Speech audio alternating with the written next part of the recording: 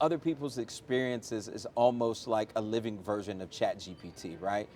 Think about it. You put a never thought prompt about into that. ChatGPT, Yeah. and what does ChatGPT do? It really just takes all the data and information and aggregates it and gives you something. It may not be exactly fitting your circumstance, but it is a really good roadmap to get started. When you go and talk to other people and get their experiences, it's like they've aggregated over a Oh lifetime or yeah. period of time all these data points, and they're giving it to you and saying, hey, this may not be 100% exactly what you need, but it is a great roadmap so you can save time, you can save energy, you can save money, you can save effort. Right. So that's what it's like. It's like living AI in a way.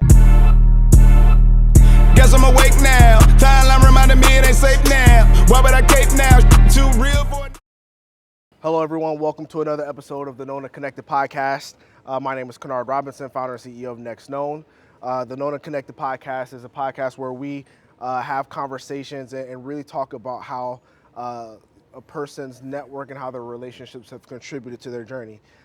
For this episode, I have the pleasure of sitting with my brother, Mr. Michael Stevens, CEO of Tampa International Airport. America's favorite airport. America's favorite Favorite airport. airport. Listen, I've been to a lot of different airports, and I can honestly say there's never a better time than coming back home. My man.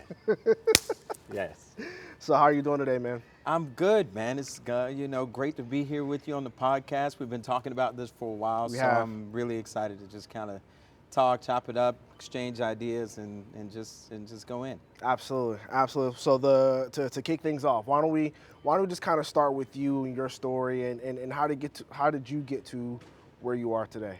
You know, I tell people all the time, if you would have asked me a long time ago when I was in high school or whatever, dude, I ever think I would be running an international airport, I would have laughed, man. It was nowhere in the realm of possibility. You know, I grew up in those places where you don't know about those types of things. You don't know about some of those opportunities, right? But running into the right people, I joined the military out of high school, so got a little framework for discipline, which was a little bit lacking, you know, when you're a teenager growing up. And then I just started exploring what's possible and went from high school, joined the Air Force, became an air traffic controller. First job, and I had never flown on a plane before that. So I'm almost Wow. 18 years old, Yeah. right? And I'm going into the military, never having flown on a plane, on my way to basic training in San Antonio, Texas, right? And so then I become an air traffic controller shortly thereafter. And next thing you know, I fall in love with this notion of aviation and travel and getting around the world. And then eventually went on to, undergrad at Morehouse and law school, and then went into the Army and practiced law for some time. And then found my way back to aviation almost, 15 years, 16 years ago. Wow. So, and I didn't know this part. So you joined the military, you later went to school, Yep. right? And then you went back to the military and served more were you're an attorney in the military? I was. So I was Okay. in the Air Force first. Okay. Fresh out of high school, I was an enlisted guy, right? Okay. And so I had an opportunity to apply for some scholarships because I wanted to figure out how to become an officer. So I started asking officers, how do what's the route that you took? Some of them went through ROTC, officer candidate school, those Right. types of things. And so I started exploring those options, and I started just going and asking questions. And somebody told me about a scholarship program, but it was for the Army. So I was like, okay, I'm in the Air Force, but I'll give it a shot. And so I went to the Army. Initially, they told me no, I didn't get the scholarship. Now I thought I had great scores, a great record, and then I was like, okay. And then you kind of figure out another path. And then they called me back, and then they said, we made a mistake. You Okay. actually got the scholarship. Here's the catch, though. You got to find a college to get into, and you got to be there in the next month. Wow. Okay. And at that point, I'm scrambling, just trying to figure out where I can go to college. My brother lived in Atlanta at the time, so I thought about Morehouse, just out of the blue. Applied to Morehouse, got into Morehouse, let them know I got out of the Air Force, and next thing I know, I was driving me and all of my worldly possessions in a little old beat-up Honda, right, over to Atlanta, and that's where it started, man. That's Then awesome. I got commissioned in the Army after I graduated Morehouse. Then I went on to law school, and then after I got out of law school, I became a JAG officer, which is a military lawyer in the Army. So at what point did you realize that you wanted to go to law school? You know, my oldest brother had always talked about being a lawyer. I'm the youngest of 3 boys, and so it kind of came into my knowledge about the possibility of being a lawyer. He didn't eventually wind up becoming a lawyer, he went into sales, but he kind of put that idea in my head, and I just kind of pursued it. Interestingly enough, my middle brother, I'm the youngest, as I said, of 3, he had talked about being an air traffic controller in the Air Force, so I kind of followed in his footsteps. Okay. He never became an air traffic controller, so I say that all to say, man, a couple things from that story. 1, never take no for an answer, because sometimes no is the pathway to yes. 2, always be open to exploring new ideas and new opportunities, man, wherever they come from. No, I love that. So one of the things I talk about often is, my upbringing, and part of that was playing sports. And I remember playing defense, and I'm sure I've told this story before, but I'll tell it again, is the sense that I remember playing defense. One of our defensive coaches always used to preach alignment is half the battle, right? As long as you're in the right place when the play starts, you at least have a chance. You can That's do right. everything else wrong, you at least have a chance to make a play. But That's if you right. don't know where you're supposed to be, not only can you not make a play, but now you are a liability, Right. right? So that's something that really stuck with me, being aware of giving yourself an opportunity, doing your best That's to it. put yourself in the right place at the right time. Yeah. And another thing I kind of took away from your story, at least this part of it, is the idea of dreams, right? And even if you don't necessarily see the dream yourself, there are others that are around you that might see dreams a particular way. And even if it's not specifically for you, right? Because it sounds like you've jumped into 2 areas that you got from your brothers. I did, man. Right? Completely. So kind of talk to how your brothers have been an influence on you growing up, and even maybe to this day. So we are incredibly close to this day. In fact, I talked to both of them this morning on my way to work. And it's one of those things where they have always been there to support my aspirations to, learn from some of the things that they've showed me how to do. My middle brother showed me how to drive. My oldest brother talked to me about colleges and all that. In fact, again, the reason you and I are in the same fraternity is because my oldest brother wanted to be an alpha. Wow. And I had no idea about alpha Yeah. when I was a kid, right? In fact, most of my relatives were in a different fraternity, one we shall not name. And so I always kind of was exposed to it from that standpoint. And then my oldest brother was like, yeah, you need to look at this fraternity. It wasn't even a thing at the time when it first came into my awareness. I'm probably in middle school, maybe beginning of high school, right? But it was that seed that was planted in my mind. So then when I moved forward in time after Morehouse or during Morehouse, I'm like, okay. And then the opportunity to join the fraternity came about, and that gave birth to a whole bunch of different Right. and wonderful new relationships that existed as that. Right. So it almost sounds like your brothers were probably some of your very first mentors. Yeah, Right. 100%. And the things that they helped to give you perspective on presented doors to you that you weren't aware of previously. That's right. Right. And once you were in a position to walk through some of those doors, you did, and then those doors led to other That's things. it, man. And that's the thing about, I think, life, success. Mm-hmm. None of us get through this successfully by ourselves, right? Secondly, you don't have to know the path all the time. You just have to believe that there is a path for you, and sometimes the path will find you, right? Right. And but it's not this just I'm going to do affirmations and you name it, claim it. You have to put in the work consistently. And a lot of times people will put in the work for a little bit of time, and they'll get to a point, and it's like, yay, I made it. Yeah, you can maybe say that you made it to that point, but life is not a race, which means it has a finish line per Right. se. Right. It's more of a continuous journey of discovery about yourself. Yeah. And when you discover and unlock those things in yourself, then how can you go and help somebody else? Because like I said, none of us do this by ourselves. 100%. And you bring up another coach that pops into my mind, and one of the things he always used to say is, "Success is a journey; it's not a destination." That's right. And there are a lot of things that you can continue to do and hone in on, and just because you might have made it to a particular place doesn't mean that your journey comes to an end. It doesn't. Right. To this day, to your point, to this day, so I've been CEO here for almost a year now.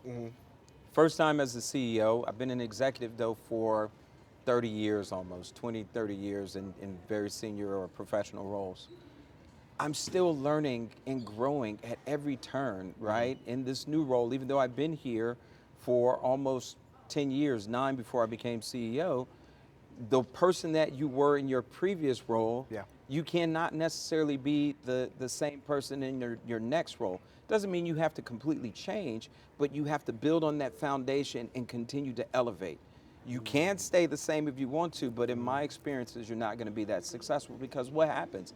Life is moving, things are changing, the world around you is shaping up differently, and you got to be able to adjust to that. Right, right. No, you said a lot there, and I think that uh, some people might get stuck on, well, even when I get to this location, I still want to be the same person, Yeah. or you might be in different areas of your life, and people may say, oh, you act different, or oh, you're doing this differently, and I believe, to your point, that you're still you, right? You're just being you.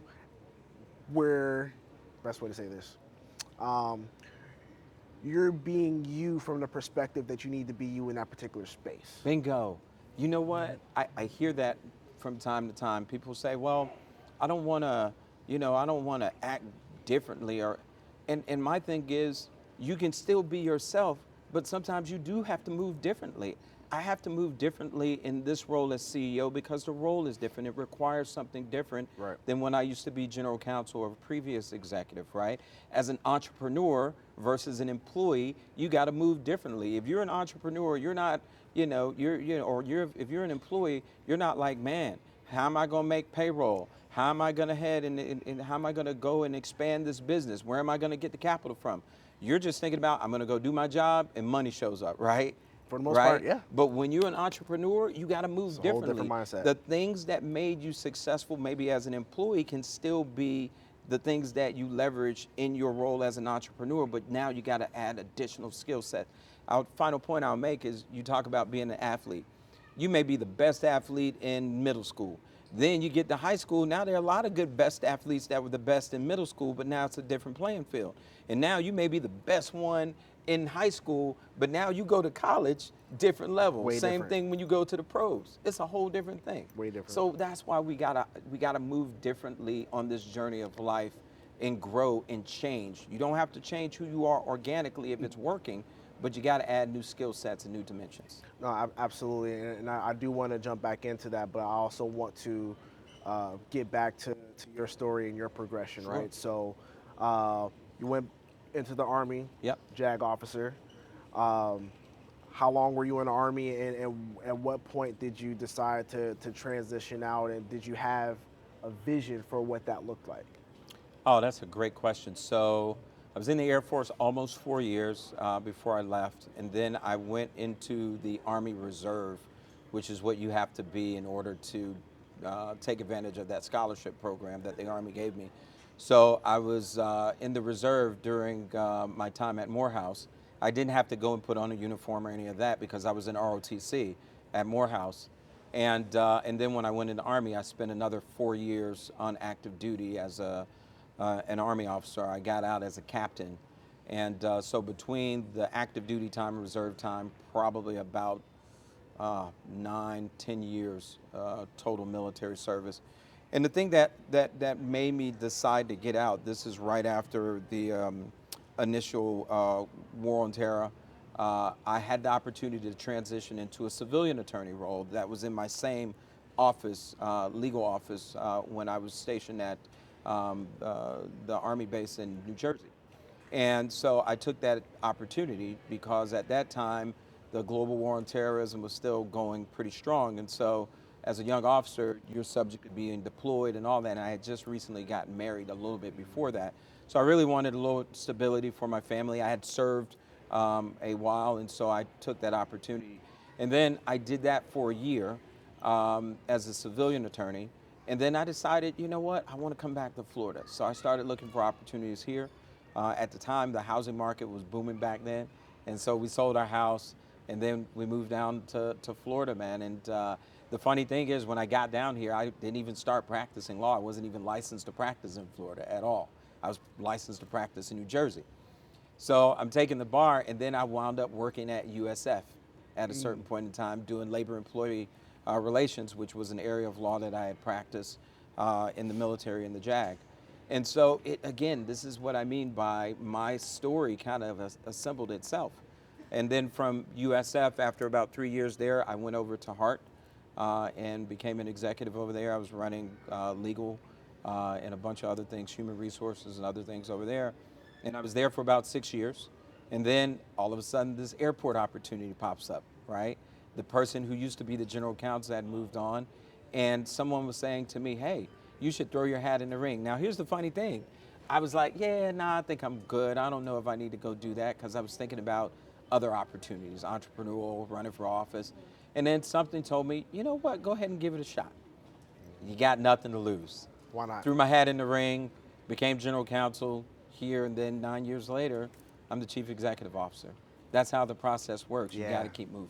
Yeah, and again, to your point, I'm sure at various steps along the way, you didn't see what that next step was. Did not see it. Right? So kind of talk to me about how, and it sounds like this particular person that, you know, mentioned to you, throw your hat in the ring for the airport job.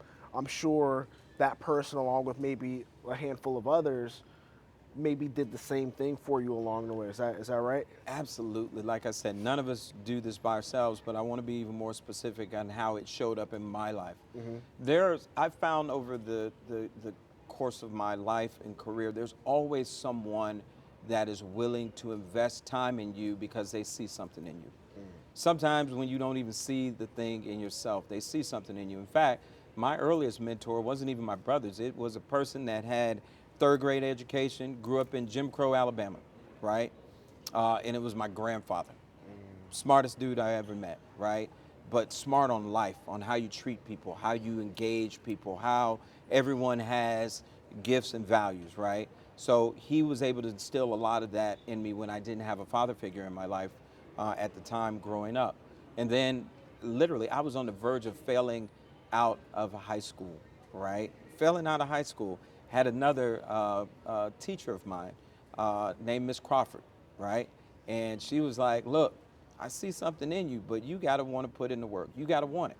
You can talk about it, but you gotta put the work behind the talk.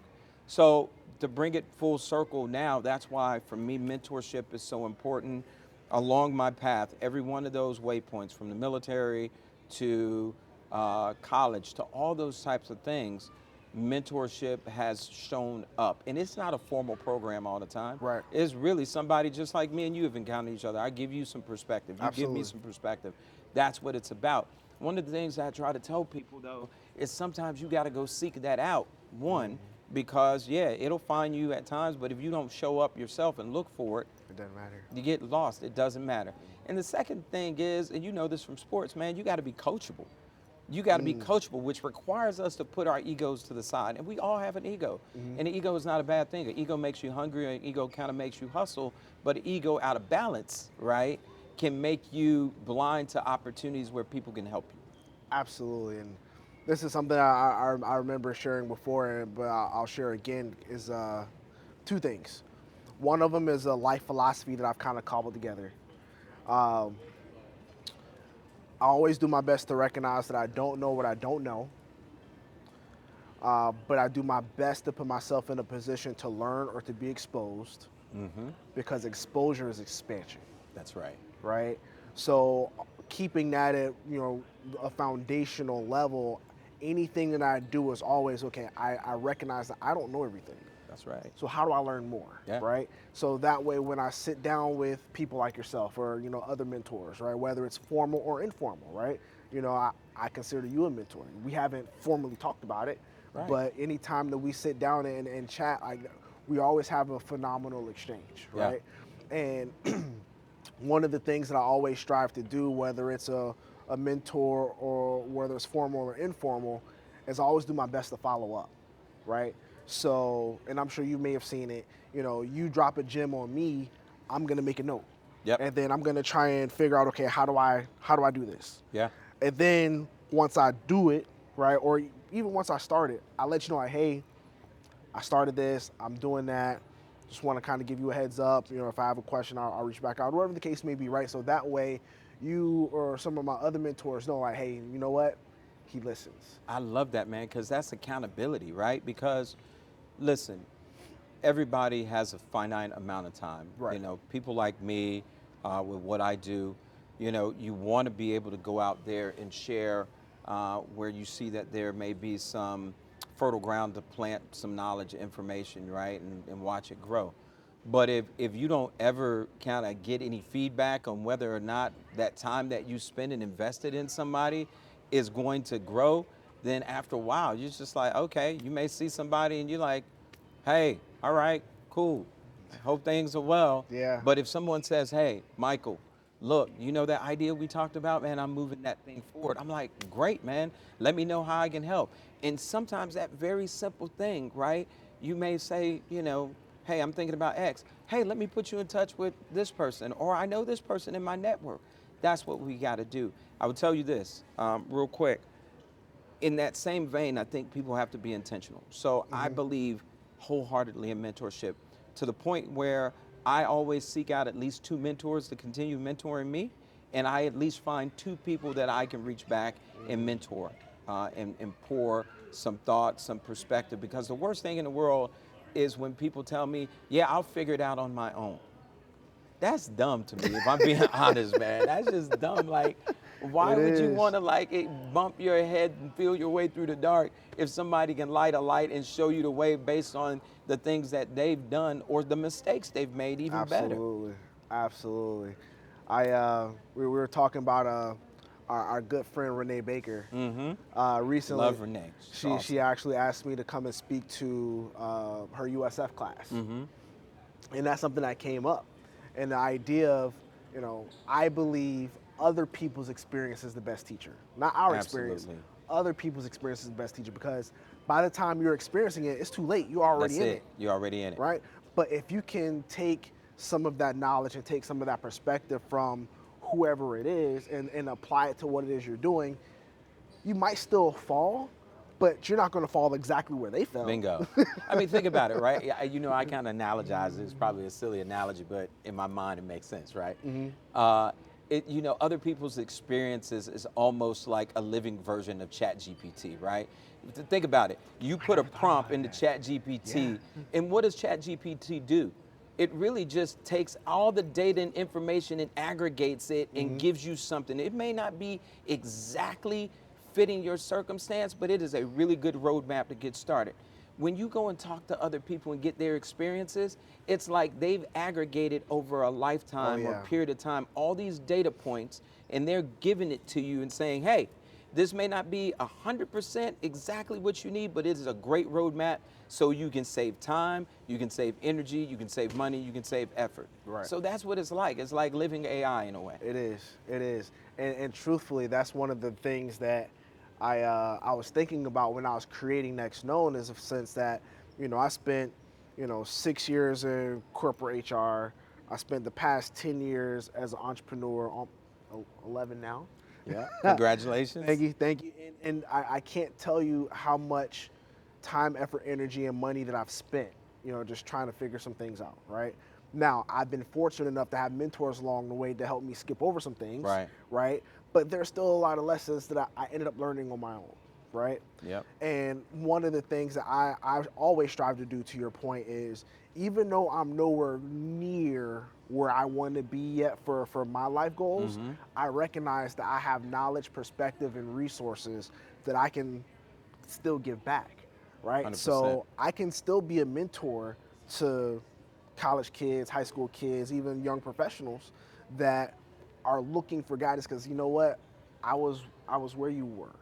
That's it. I was where you are. I just turned 38, And it's one of those things where it's like, man, I'm 38. I got my, 15-year college reunion. Dude, I got you my young, man. my 20-year, high school reunion that's about to come up. It's like, man. But I realize I've been blessed and fortunate in a lot of ways. And as long as I can fulfill my purpose, which I believe my purpose on this planet is to help make people and companies the best versions of themselves. Love that. Anything that falls within that, I'm all for it. That's it. I'm all for That's it. it. So no, that you definitely hit on a lot of great points there. So now as the CEO of the airport, right? America's greatest airport. America's greatest and favorite airport, indeed. Why don't we kind of talk a little bit about how the aviation industry is evolving, Yeah. right? And maybe for young folks that might not be considering the aviation industry, what are some things that they could potentially look for? That's a great question. In fact, it's interesting that we're talking about mentorship and apprenticeships that are, relatively related, those types of things, because when I stepped into the role as CEO, one of the things that I did is I built kind of a micro strategic plan of what are the things that I wanted to focus on. And one is people, right? How do we create, attract, retain a workforce for not only the needs and challenges in the travel and aviation industry now, but also the opportunities in the future, right?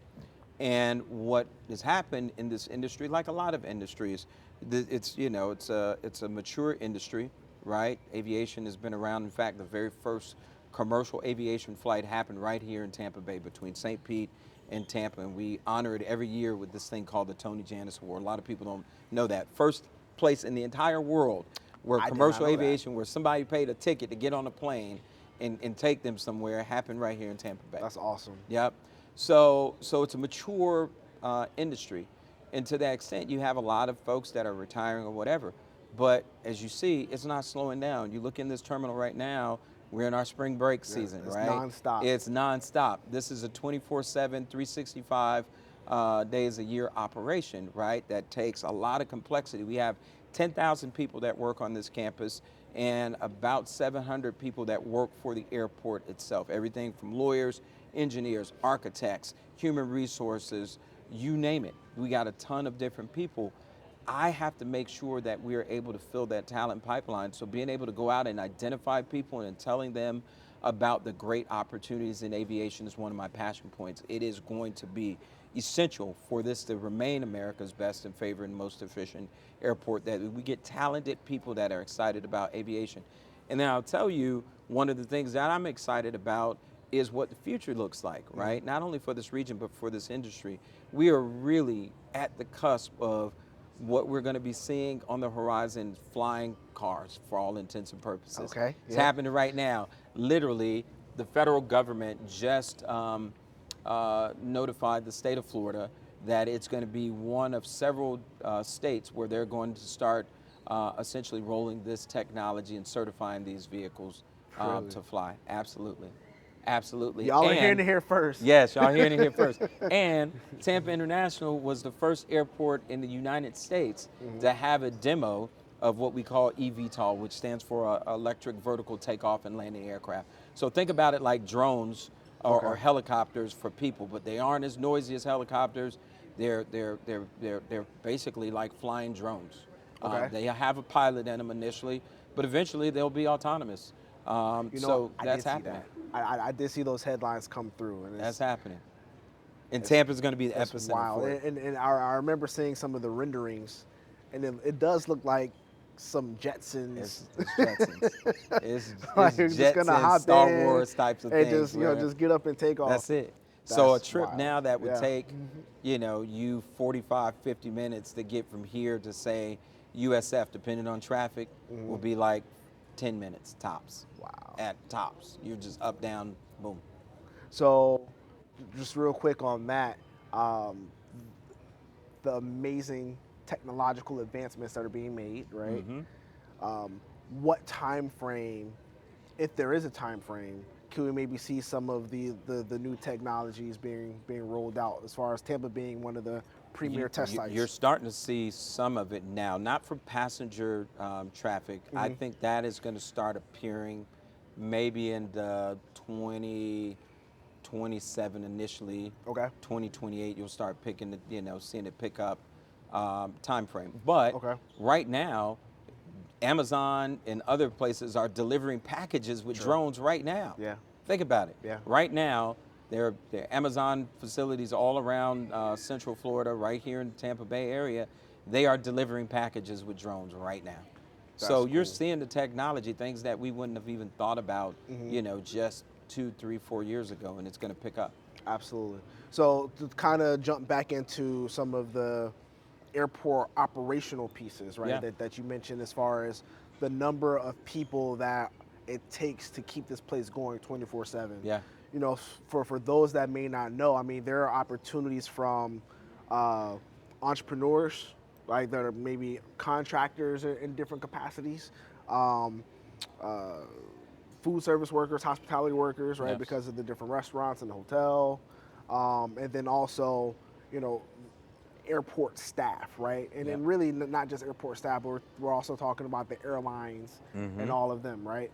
So thinking about attracting talent, there are a lot of different ways that you can go, right? You're not locked into one particular thing when it comes to the aviation industry. That's right. So can you maybe speak to some of the things that you guys are doing, or some of the things that you foresee happening, as far as attracting talent and making sure that people find their way in this big space? We're very aggressive here. That's one of the things that I focus on, is how do we engage our community in a meaningful way to pipeline talent.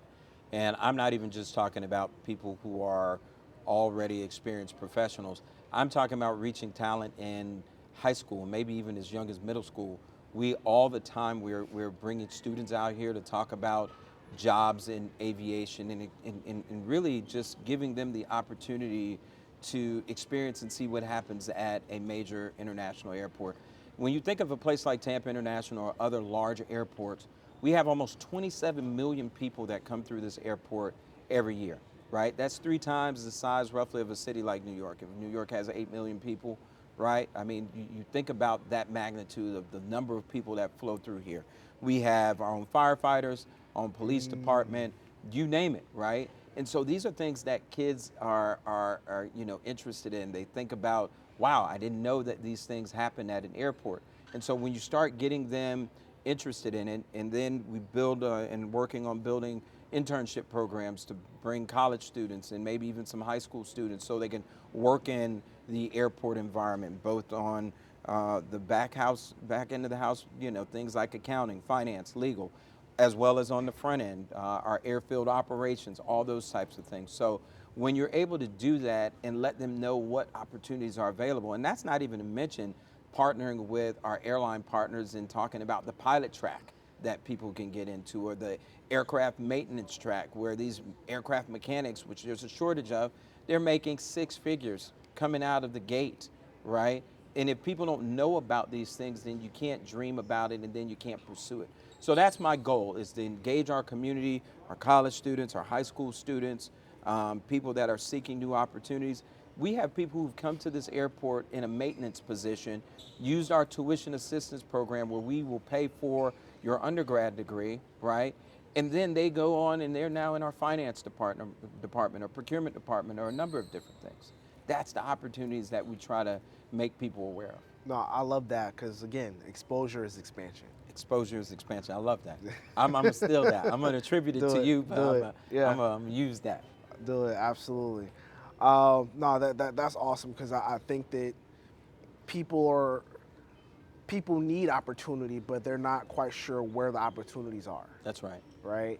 And the more that the programs exist that are doing what you're talking about, and you're going out into the community, you're building those relationships, and you're creating those pathways, it's only going to make our entire community that much better. Right? That's it. No, I love that. I love that. So as we get ready to wrap up, you have shared a number of different perspectives that I think people will be able to pull something from, right? But to put a little bit more of a point on it when it comes to someone who might be in high school or college or maybe in the early phase of their career, what is a gym or maybe gyms that you could share as far as things that they can do to help put themselves in the best position to be successful? That's a great question. I talk about this often. The first thing I think, for me, sometimes you got to do an inventory of what your gifts and skills are, right? And all of us, in my belief, come to this world with gifts, talents, and skills. They may be in their very raw form. You may be athletically inclined. You may be good with numbers. You may be a creative. You may be a great singer. Whatever it is, we all have gifts. So one is I always encourage people, wherever they are, take an inventory of what you're passionate about. There is this Japanese notion of finding that intersectional point of what you're passionate about, what your gifts are, what people will compensate you for and will value. And when you find that sweet spot where those things converge, start working there and explore what are the opportunities that can allow me to work in a thing or pursue an endeavor that I'm already gifted to do and inclined towards and passionate about, one. The second thing is what we talked about earlier. Find someone then that can help you explore that and expand those gifts, because you can be a gifted athlete. For example, if you're 6'10", you got a natural gift that folks like me and you don't, right? So there's an easy pathway to maybe playing basketball if you're passionate about it. But just because you're 6'10", if you don't get out of in that gym and you aren't shooting the shots and you're not learning the game, you're just a 6'10" dude, right? That still ain't figuring it out, right? So that's why you need somebody to help you hone those gifts. That's the second piece. That's where the mentorship comes in, right? And then third is always be curious. It's like you said earlier, Kinard, it is not a destination, this thing called life, it's a journey. And along the way, you gotta be curious about how do I continue to add value to my journey so I can add value to other people's journey 100%. along the way.